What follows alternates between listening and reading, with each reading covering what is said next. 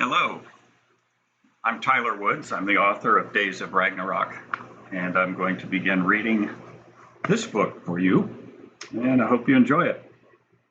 This is the foreword. These pages give birth to a journey. What would your world be like if suddenly you were unplugged from all conveniences? Ragnarok is a Norse legend describing a terrible battle of the gods. In the end, the gods are dead, leaving the mortals to rebuild without their help.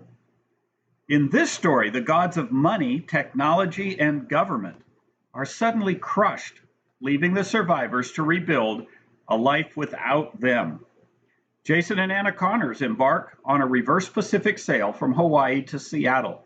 2 days out, the U.S. economy defaults. Unknowingly, they sail for a month while calamity rips the fabric of society back home. Almost too late, they are warned off and divert to Mexico, where they sneak back into their own country to find temporary safety in the pocket canyons of Big Bend, Texas. Follow them as they face the harsh reality of civilization gone mad. Discover with them what's necessary for life without electricity, technology, or government. The events are imaginary, as are the characters, but every detail is within likely scenarios today. Read on and journey with survivors who sift the rubble of a disheveled world to discover a new existence. Witness the effect it has on those who endure hardship and must become more than they ever imagined. A note to readers. This is a work of fiction only because imaginary characters and modified settings of real places tell a story that is possible and even likely. EMP, electromagnetic pulse, is but one of the means by which we can lose our supply of electricity for an extended time. This communication-destroying pulse can come naturally by a solar flare called a coronal mass ejection, or intentionally by a nuclear device detonated high in our atmosphere. The grid can also collapse from the weight of its own mismanagement. Our grid routinely operates near its limits during heat waves and cold snaps. There will come a day when those limits are exceeded and the power fails. When lost, there will be no computing to maintain store inventories. Grocery shelves will not be refilled, gas stations will run dry, banks will close, credit cards won't process, and emergency services won't dispatch. The result will be complete social collapse. Riot will engulf every metropolitan area as dependents of federal entitlement become desperate and uncontrolled. Descriptions and responses portrayed in this book are derived from actual events and sound training. This book is safe for young readers. There is drama that is not deranged, love without lust, and suspense that is not sadistic. Characters have an unapologetic and strong Christian faith, but it's not the central focus for the storyline. Names and descriptions of characters are purely random and are in no way connected with real people, except for one singular character who indeed carries the first name of a friend and contributor who has also given permission for its use. My special thanks to Mandy Essenberger of yammerpro.com. I trust you will enjoy following the characters of this book and will want to continue following them in the second book of this series, Realm of Ragnarok, Two Worlds Meet. About Tyler Woods. Tyler Woods is an accomplished author, teacher, and disaster preparedness conference speaker with over 40 years' experience. He knows firsthand the effects and needs arising from a sudden loss of infrastructure, from personal experience during major earthquakes, floods, blizzards, and one superclass typhoon. He offers firsthand insight. His teaching and writing style presents a fresh, positive approach to challenges, with emphasis on keeping aware of your surroundings and avoiding conflict. The best place to be when trouble breaks out is somewhere else. While maintaining suspense and drama, you will find his writing free of gratuitous violence, gore, and sexual misconduct. The sense of realism will compel you to read on and evaluate your own level of readiness. Days of Ragnarok, End of the Gods. Strange Crossing. Frank Iverson was my father-in-law. I didn't have much time to know him apart from his struggle with cancer, but he was a good man, raised his children well, and I feel like I've missed out by not knowing him longer. His extended fight with cancer ended last January, just 3 years after walking his daughter Anna down the aisle at our wedding in northern Alberta. Frank, his wife Edna, and Anna had moved to Seattle for Frank's dental business, but home was always in the North Country of Canada. Edna is a commercial realtor, and though she could work almost anywhere, Seattle has been very good to her. Anna's heart is full of stories growing up with the moose and bear. Had she not followed her family to the Pacific Northwest, we may not have met, but I think she still hungers for the wilderness. A red-headed Dane of 32, Anna is quite a looker and turns heads whether she's in blue jeans or a formal dress. Anna is one of those girls that need no makeup to look her best. I was stunned when we met through her brother Scott. I remember thinking, are you the one I've been waiting for? It was funny that after our engagement, I shared that first thought with Anna, and she told me she had the same impression when she saw me. She said, when a 6'4", blue-eyed Texan with dark wavy hair steps into the life of a girl from Alberta, she better not wait for a second one to come by. We must have been made for each other. Were so many men that stupid to pass her up? Or was she so selective that others failed to cut? I didn't wait to find out. Courtship lasted a whole 6 months, and we've been a strong team since. She's no city girl. Most of her extended family still live in Trout Lake, Alberta, and the door is open to us. Maybe we could retire to a log cabin someday, but that's a long way off. My family has been drilling, refining, and selling Texas oil for 3 generations. Pop says I was weaned on oil, which explains how I easily came by solutions to oil field problems. I'm not sure of the accuracy of my weaning, but I've done okay as an oil field engineer. My family was growing nervous that the bloodline was ending with me. I'm an only son. Business keeps me occupied, and I never found time to pursue a relationship until I met Anna. Now at 41, I'm starting to take more personal time and let the business grow with good people. I'm Jason Connors, and Oilfield Solutions Incorporated, OSI, is my company. Headquartered out of Houston, but since we occasionally do work in Arab countries, we subcontract Canadian specialists where U.S. passports might cause trouble. I keep a forged Canadian passport to get me out of country if I get caught in the midst of one of their frequent uprisings. I nearly had to use it once. Anna and I have a ranch north of Houston, but life has been so busy with the current oil boom that J&A Ranch is more of a place than a home. It has about anything you could ask for, but we hardly have time to even sleep there. With Anna, a registered nurse, and me working all over the world, our schedules scarcely cross paths. Thank God for cell phones.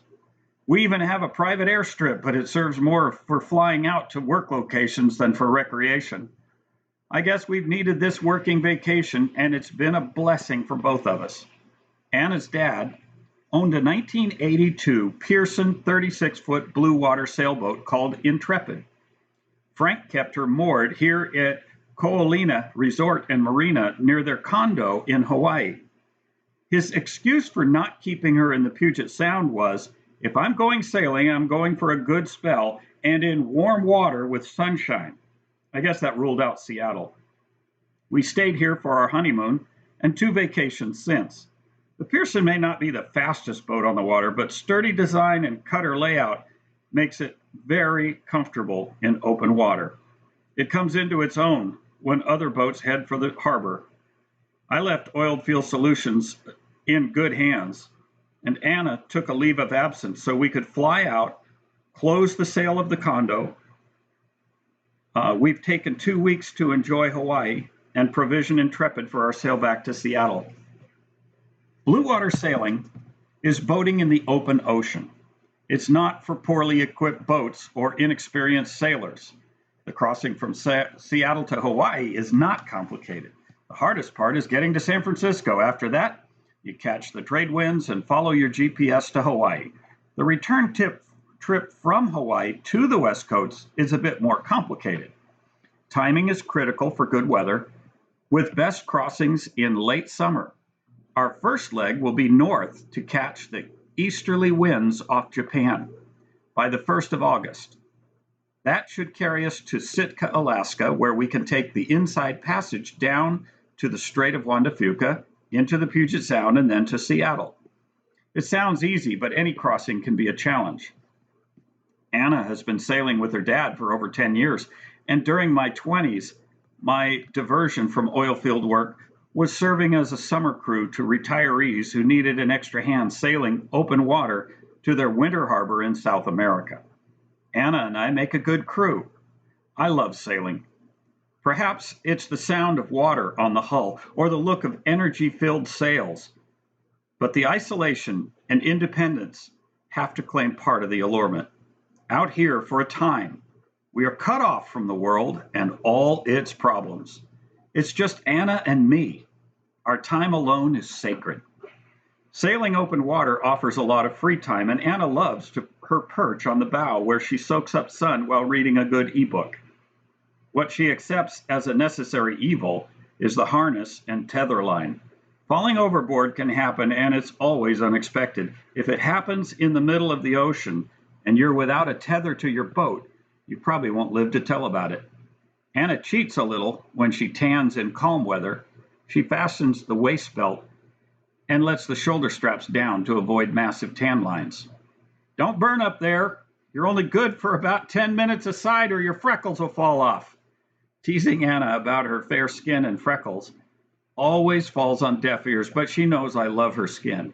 It's funny that girls tend to be ashamed of the freckles that guys are nuts over.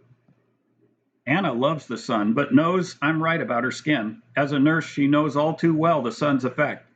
However, a little sun is healthy, and even for the short time she has, she enjoys being in warm air and a swimsuit. It doesn't do any harm to show off curves and a little skin for me either. Anna knows how to keep my attention. I never give her reason for jealousy, but at the same time, she is skilled at keeping my heart at home, and it adds to the strength of our marriage. When I have to be away on a work project, Anna plans a fabulous dinner date and a romantic evening alone for the two of us the night before.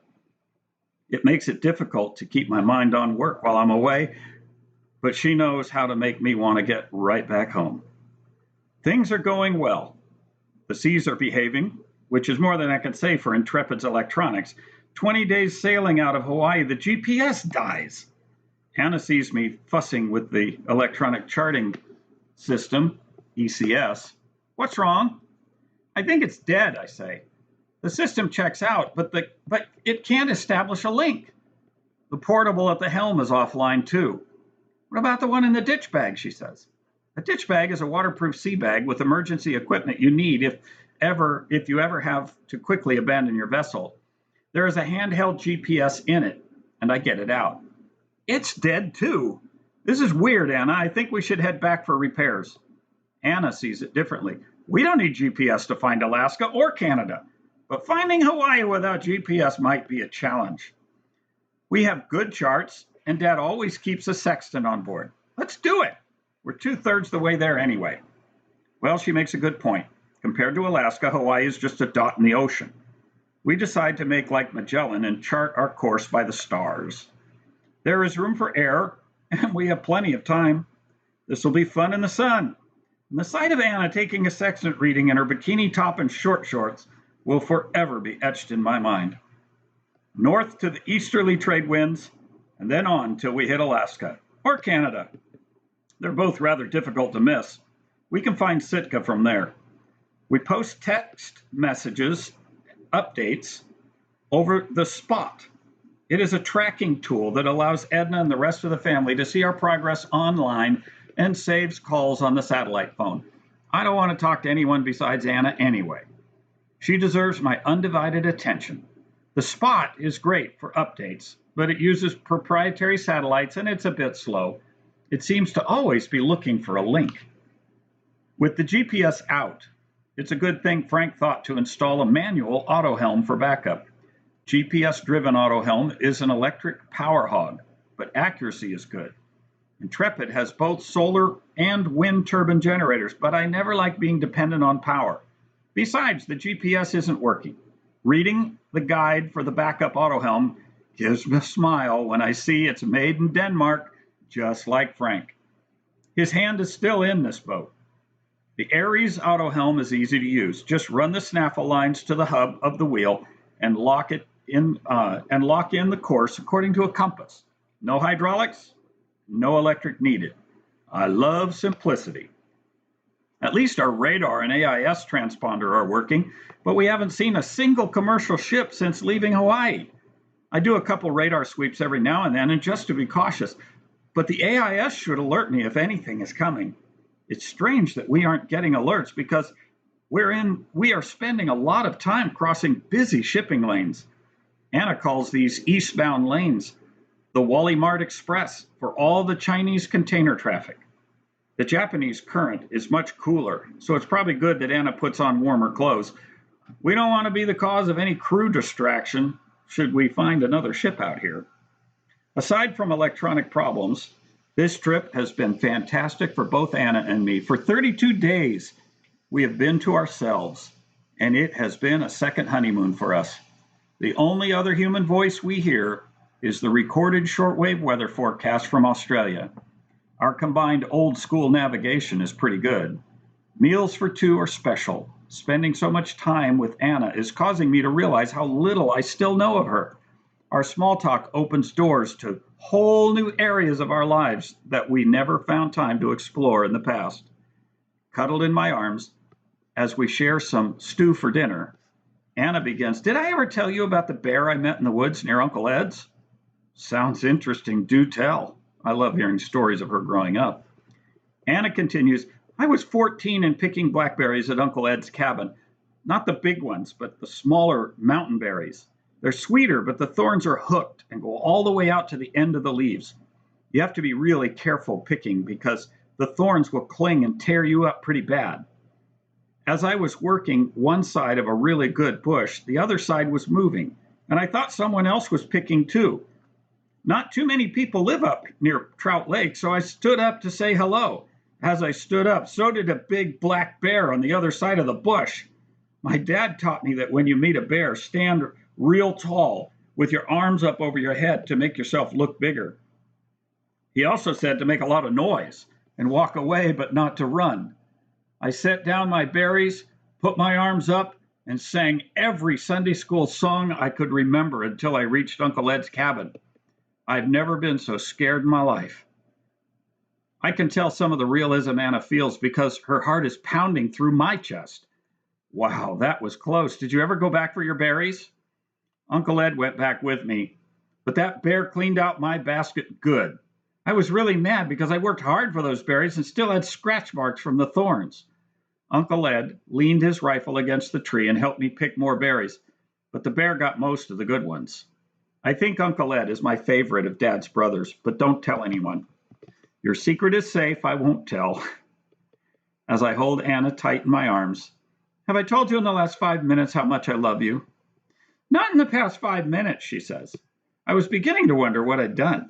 Provoked, I begin tickling Anna and end up in a lip latch. I really love this girl.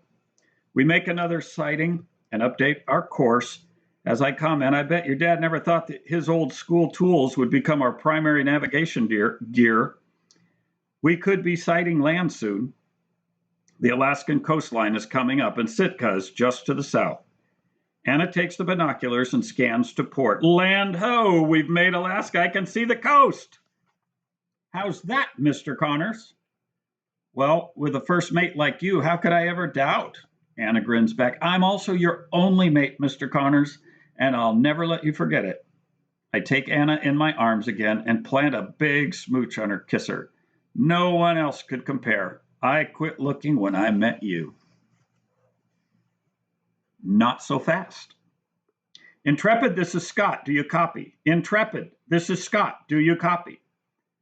Our first voice communication since leaving Hawaii comes over the hailing channel of the single sideband marine radio. But what is Scott doing out here, and why is he using the radio and not the satellite phone or even our cell phones? Scott is Anna's brother, a geologist and computer program. It's an odd mix of skills, but it's working well for him.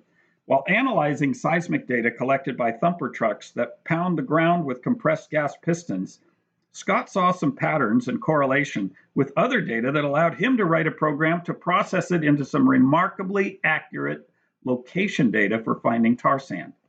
He started CanGeo, and that's how we met.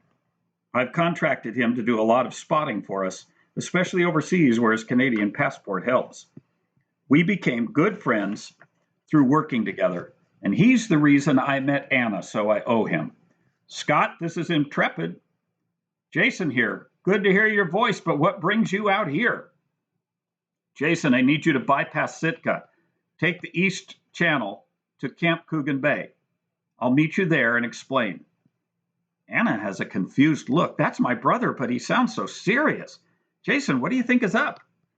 I don't know yet, but I trust Scott. And if that's what he says, I guess we head to Coogan Bay.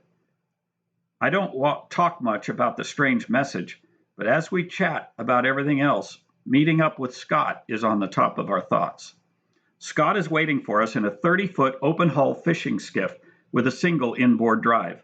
It's loaded with cargo, and not much freeboard remains. But in the protection of a small bay, it's stable. Our two boats tie up, and Scott comes aboard with a good round of hugs. Marriage is treating you well, Mrs. Connors. Oh, so formal. Good to see you, Scotty. Anna is the only one who still calls him Scotty.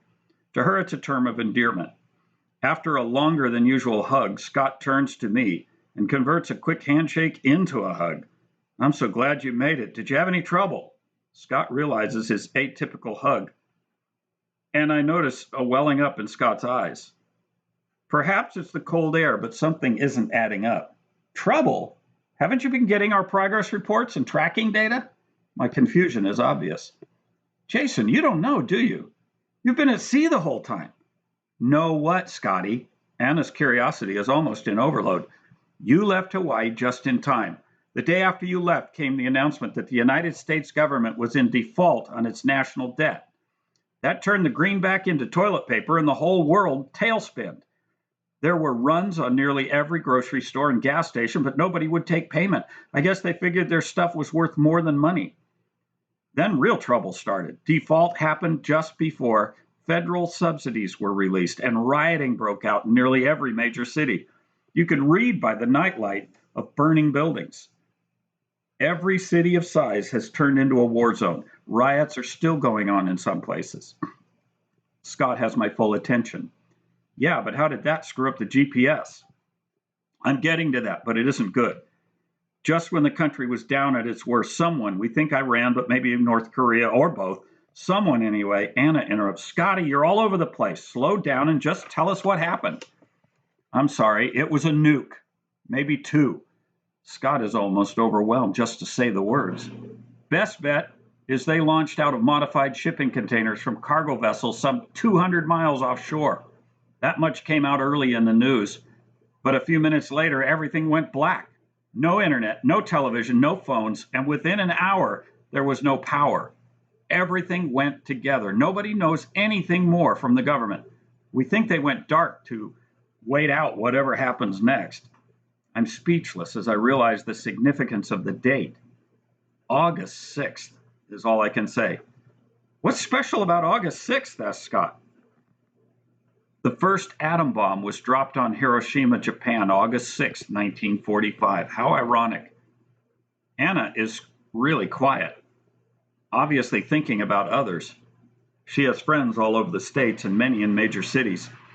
Thoughts flood her mind that they may have instantly been killed, or worse, that they may be suffering a slow and agonizing death from radiation. All she can muster to say is, Ragnarok. What? I ask. What's Ragnarok? Anna explains. Ragnarok is the Viking equivalent of Armageddon. The Norse believed that a great end-time battle of the world would eventually come, and they called it Ragnarok, the end of the gods. Maybe they were right. It looks like the end of America's gods has come. Scott adds, well, the gods of money and political power have been slain. Things are melting down pretty fast. Where did the missiles hit? Asks Anna. Well, they didn't really.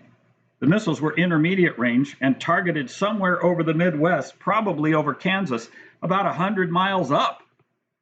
News updates have been pretty scarce, and rumor is all we have. What about missile defense, asked Anna. Why didn't they shoot them down? I joined in. Anna, our continental missile defense is designed for long-range missiles.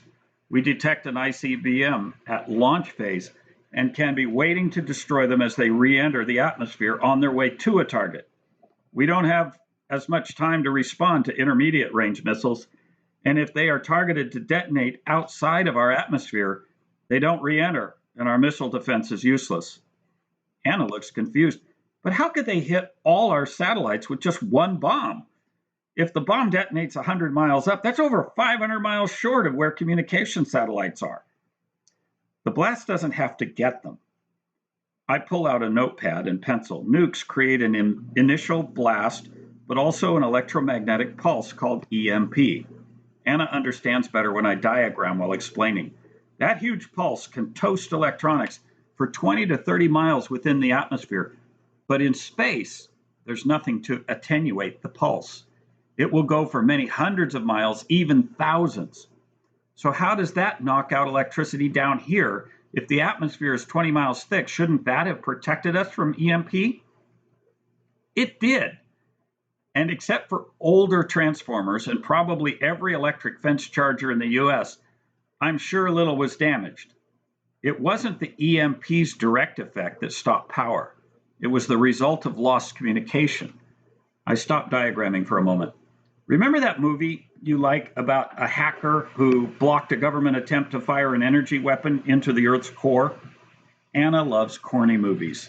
Yeah, the one where they diverted the grid on the East Coast to rob power from Alaska? That's the one. Remember the control center where they could see the power production and routing all over the entire grid? Anna is nodding that she understands. Well, those places are real. EMCs are energy management centers, and they're all over the country, remotely controlling power production and distribution to meet grid requirements. They use a process called SCADA. It stands for Supervisory Control and Data Acquisition, but it depends on sensors and data communication over the internet. Most of that is over satellite. Anna is following my explanation. So with the satellites down, those centers are blind. But can't the power stations just run on autopilot? When a station loses communication, it has a fallback plan to systematically shut down. A single station shutting down isn't normally a problem because power can be routed from other sources. But if everything shuts down, boom, says Scott. And it was like a wave across the US and Canada. We expect parts of Mexico too. Between riots over the money failure and now a complete loss of communication, everything got even worse. There aren't enough law enforcement and military combined to control that many cities in meltdown at one time. So what did Mom do? And how did you get out here to Alaska? Anna's concern for her mom has come front and center. Mom's okay. You know, Dad always kept his truck fueled, and with his auxiliary tanks, could drive nearly 1,400 miles without a stop. I was at Mom and Dad's when you left Hawaii. She needed me there to help her worry about your cruise. We received your text when you left the marina, and the next one where you said Anna would be fine with the cache of chocolate you stowed on board. Mom got a kick out of that. A girl has needs. Anna is able to give half a smile, but her heart is aching for the millions of people unprepared for what happened to them in an instant. Then news broke out about the default. I knew it meant big trouble. Mom decided she would rather be with family up at Trout Lake, so we packed the truck and left that evening. Good thing, too, because they closed the border right behind us. And before that, they were only letting Canadians go north and Americans go south. The drive between Seattle and Bellingham was the worst I've seen. Mom ended up lying down on the back seat just so that she wouldn't have to see what was going on outside. Filling stations were choked with angry people who couldn't get gas to get home. Credit cards didn't work, and some stations shut down and wouldn't even accept cash. Things got ugly real fast, and I'm sure I heard several gunshots. Almost every grocery store had police responding with crowd control. It didn't last long because those with cash cleaned the shelves bare, and within hours the stores closed. After that riot started, news radio told us the border was closing, but we were already in Blaine and could see the Peace Arch by then. We got to Uncle Ed's the next day, but it took us 6 hours just to cross into Canada. Things aren't much better up here or up there. Stores are empty with a lot of people upset. At least Canadians didn't burn down their own cities. I can't let that slide by. It's the free cheesers created by liberals that did that. You let a man live without responsibility, and they'll sit and wait for someone to spoon feed them and then wait for someone to chew the food too. In an effort to build a liberal vote, they created an army that destroys anything worth having. Scott agrees, but adds, well, things are tough everywhere, even here in Sitka. Folks are desperate. I loaded supplies from Trout Lake and drove back here after getting Mom settled. They knew you would be cruising in about now, and Seattle is in meltdown. You don't want to go there. Getting back to Trout Lake isn't going to happen anytime soon. I barely had enough fuel to get here, and there's none to get back. They send their love and said they'll be praying for us until all this blows over. All the family pitched in from what they had in store. With winters up there, they all had plenty, but getting out here with a truck full of supplies was crazy scary. I blacked out the windows in the truck cap, and traveled by night along the back roads. Good thing most Canadians live within 50 miles of the lower U.S. border, and I was going the other way. I drove the truck as far as Prince Rupert and traded it for safe passage to Sitka aboard a commercial fishing boat heading this way. I didn't trust the ferry, as it would have given too many people too much time to find out what I was hauling. The boat ride was the safest I've felt during this whole trip. The captain and crew figured their trip would be a big haul, with demand for food going sky high, and they have a base of operations north of here with fuel and food to last the season. By the time they get back, they ought to see a huge profit. I think I slept a good part of the way. I did confide in the captain about why I was going to Sitka, and he was able to help. By late afternoon the next day, we were getting close to Sitka, and the captain told me a friend of his that might have a boat for me. He made contact with him by radio, and we met him at his dock south of Sitka. I bought this boat with Canadian currency. Was that ever a switch? With the US dollar gone bad, Canadian is in demand. I actually got a good deal. It isn't much of a boat, but it floats. The captain towed it to Sitka for me, and we transferred the supplies in the East Channel. The guy I bought the boat from said Sitka wasn't a safe place to stay, and that I'd be better off waiting for you out here. I've been camped here with the HT radio ever since, and have kept a cold camp the whole time. Hailing you every 8 hours has been the highlight of my day, and I can tell you, sleeping out here with the bears with only a shotgun makes you a very good listener. I was tossed between sleeping offshore in the boat during the night and hiding the boat in brush during the day. Supplies are enough to get you raided by bears at night and looters by day, and everyone is armed out here. That's why we need to get you loaded and us out of here. Us? Asked Anna. I didn't plan to walk back. I thought I'd join you and lend a hand getting you home. Besides, there's hardly any fuel left in the boat, and bus service doesn't reach out here. Since Seattle is nobody's destination, we can go to Jim and Rita's in Baja. I spoke with him from Ed's before the phones went out, and they're okay. He has plenty of food, potable water, and fuel for the plane. Jim and Rita Sanders are good people. Jim is a commercial-rated pilot and does most of the flying for Dad and me. The company's plane, a Pilatus PC-24 business jet, we've been pleased with its performance. Configured for 8+ cargo, it can land on short, unimproved runways. It's perfect for oil field work where destinations can get a bit leggy from regular airports. We begin loading supplies for the long coastal sail to Mexico. Scott has done all right in the restock. He isn't a sailor, but understands what works on a boat. Jason, how's your potable water? Between the desal unit and rain catchment, we're full. Good, because Sitka's city water stopped after 3 days, and people began drinking anything they could with little or no filtering. There's lots of sick people, and plenty aren't going to make it. We met some folks sailing out as we entered the East Channel. They said you can't trust anyone. It's life or death for many, and they aren't choosy over who they take it from. Anna is an organizer and stores supplies in every locker and space aboard Intrepid. Everything is stowed as good as it's going to get. Then Scott says, "Well, that's everything. We need to get to Jim and Rita's." "Everything?" asks Anna with a smirk. Anna has a spray of freckles across her cheeks and nose that makes her look pixie-like when she smiles. "Oh, that's right. One more thing." And from under the seat, in his open hull boat, Scott pulls out a package. 5 pounds of someone's favorite chocolate.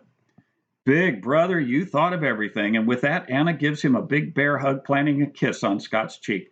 For the moment, Anna is able to escape the sadness she feels for countless millions who failed to prepare. It is only for a moment, though. There was plenty of warning. Even at OSI, we sponsored preparedness conferences and formed a local preparedness group that met once a month, sharing skills of independent living. It's made a big difference for some, but others pushed it off, choosing to believe the services they depended on would always be there. Today, those skills are being put to the test, but for many, it's too late to start learning. The sun has gone down hours ago, and a cool breeze has Anna and me looking for jackets. Scott is about to untie his boat and let it drift. Won't be needing this anymore. I hope whoever finds it can make use of it. It's about out of fuel anyway. Jason, it would be safer if we weren't here come daylight. Can we head out to open water? Good idea, but don't cast off the skiff just yet. We can do that after we've entered the channel. The tide ebbed about half an hour ago, and we should be able to ride the current to reach the channel. We can motor after that without drawing too much attention. I'll need you to watch the sounder while I navigate. Anna, I need you up front to watch for floaters. Scott and I drape Intrepid's port side with the dark canvas tarps he used to cover the supplies in the skiff. It's a gamble, but we don't have enough canvas for both sides. There is no way to conceal our mast, but this will at least break up the outline of the hull on one side. I throw a sea anchor off the bow. Sea anchors are like a small parachute. They can be used to slow the wind's drift effect against the hull, or they can be used to pull a boat in a current. Everything is quiet. All you can hear are the waves lapping at the hull and an occasional gunshot coming from the direction of Sitka. There are no lights anywhere, and I'm not about to use Intrepid's running lights. The sea anchor is catching the tidal current and towing us out to deeper water where we will run the motor again. Hopefully, the sea anchor will find the center of the channel and keep us from running aground. The mouth of Coogan Bay is only about 800 feet wide. Without a moon and thick clouds blanketing starlight, tonight's sky is black as ink. Except for a slight pull from the sea anchor, we can hardly tell Intrepid is moving.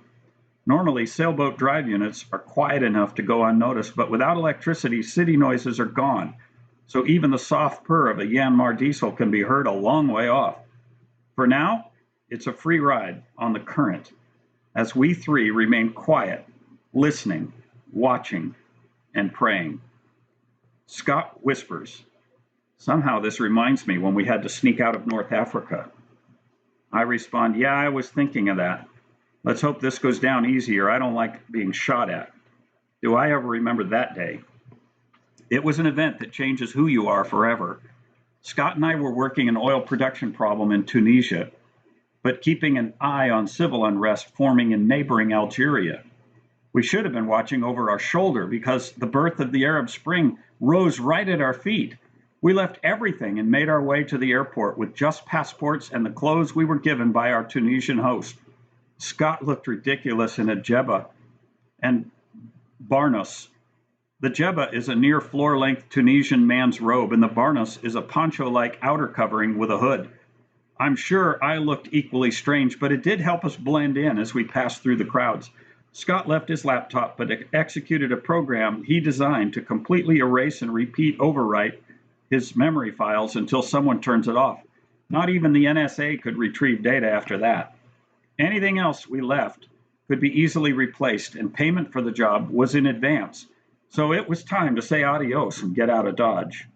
At Carthage International Airport, we were some of the last to get in before authorities blocked the entrances.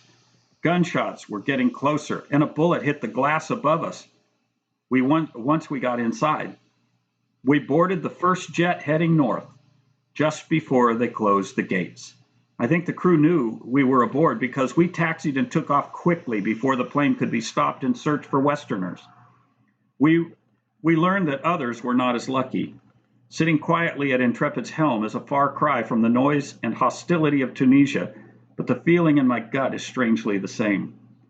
With only a few hundred feet to the channel, a light paints us on our port side. It's low on the waterline and appears to avoid Intrepid. Maybe the canvas is working its magic, but the light does find and remain on Scott's skiff in tow. Anna is first to spot it in a very loud whisper. "Jason, there's a light." Anna is normally a calm person, but fear is obvious in her voice. Leaning towards Scott, I whisper, "Pull the skiff up, lash the wheel, and turn it around. We'll use it for a decoy." The light is gone, but there are voices from shore. Scott pulls the skiff by the tow rope and secures it close behind Intrepid. He jumps to the skiff and ties a rope to the stern. The other end is tied to Intrepid. Cutting the tow rope allows the skiff to swap ends, and I pull the skiff's stern up close. More voices come from the shore and what sounds like an aluminum boat being dragged across rocks. A group of men are either hunting the island near the mouth of Coogan Bay, or they're looking for Scott's camp and got close. But now they're coming after us. Trying to speak soft enough not to be heard from the shore, I ask Scott, "Do the running lights on that thing work?" "I don't know. I've never used them, but we'll find out." Scott starts the motor on the skiff and pulls the knob for the running lights. They light. Scott puts his hand on the shift control and looks toward me. "Get ready, Jason." We feel the skiff kick into drive as it pulls against Intrepid's sea anchor, bringing us to a stop. As soon as Scott jumps aboard, I cut the stern line and let the skiff go. It keeps a true course down Coogan Bay. But will this trick work? The sea anchor slowly gains towards the sea again as we sit breathlessly listening for any sound. The sound of the skiff's motor is fading, but the voices are growing louder. They do not sound friendly. Splashes indicate oars. But where are they going? Finally, a light breaks the darkness. It's from the rowboat, but focuses on the skiff. They are trying to head off the skiff in mid-channel, and evidently have missed seeing Intrepid. We all give a collective sigh and resume our escape to the sea. I start the drive unit as we turn into the eastern channel. Anna pulls in the sea anchor as Scott and I remove the canvas, but after that episode, none of us sleep. Scott says, "I don't think I like Sitka's new hospitality. Let's go find somewhere else to visit." Still watching for other boats, Anna replies, "I'm with you, big brother. How about Mexico?" And that ends our reading today. God bless you.